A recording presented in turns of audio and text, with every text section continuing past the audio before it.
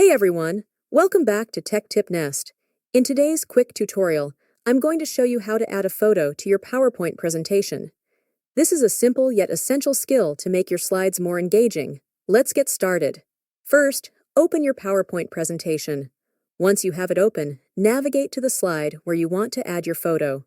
Make sure you have the right slide selected. Now to insert a photo, look for the Insert tab at the top of the screen and click on it. Click on Pictures, and then choose This device if the photo is saved on your computer. If you want to use an online image, select Online Pictures. Browse your files, select the photo you want to add, and click Insert. The photo will appear on your slide. Once your photo is on the slide, click and drag the corners of the photo to resize it without distorting the image. Click and drag the photo to place it exactly where you want it on the slide.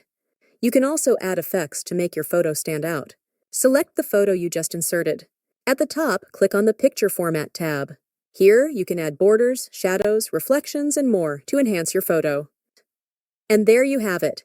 That's how you easily add a photo to your PowerPoint presentation.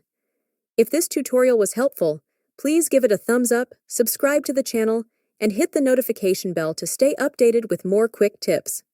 Thanks for watching, and see you next time.